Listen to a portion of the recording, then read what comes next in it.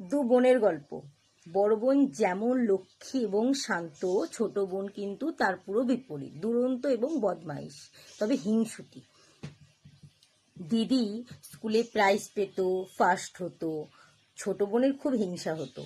তো দিদি প্রাইজ পেলে সেগুলোকে কাদায় ফেলে দিত, ভালো ভালো প্রাইজ পেলে, বই গিফট পেলে সেই বইগুলোকে ছিঁড়ে ফেলে দিত। তো এরকম হিংসা করে করেই ওর চলছিল। দিদি রামায়ণ মহাভারত ফার্স্ট বুক সব পড়া হয়ে গিয়েছিল, ছোট বোনের কিচ্ছু পড়া হয়নি, তবে মাত্র 1 বছরের বড় তার দিদি। এবার একদিন মামা এসেছে, তো মামা মিষ্টি এনেছে, সব থেকে বড় রসমুন্ডিটা ও নেবে, মানে বায়না ধরেছে, তো ওটা ওকেই দেয়া হয়েছে। আর আলমারিতে গিয়ে সে দেখে একটা কি সুন্দর পুতুল, ছোট বোনটা দেখে ভেবেছিল দিদির পুতুল, মা হয়তো রেখে দিয়েছে, মামা দিদির জন্য এনেছে। তো সেটা কি সুন্দর দেখতে ছিল, লাল শাড়ি পরা, জুতো পরা, সে সেই লাল শাড়ি জুতো ছিঁড়ে পুতুলটাকে একদম খারাপ করে দিয়ে আলমারির ভেতর ভরে দিয়েছে।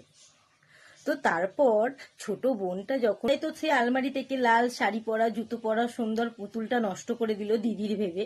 তো তার কিছুক্ষণ পরই তার মামা তাকে ডেকে বলছে, মানু জানিস তোর জন্য আমি একটা কি সুন্দর জিনিস এনেছি।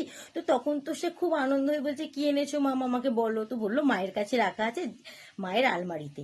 তখন না তার আর কান্না থামে না, সে এত কাঁদছে, কারণ সে তো জানে সে সুন্দর পুতুলটা দিদির ভেবে নষ্ট করে এসেছে।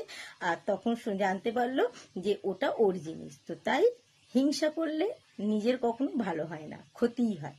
তাই অপরকে ভালোবাসতে জানলে নিজের সব সময় ভালো হয়।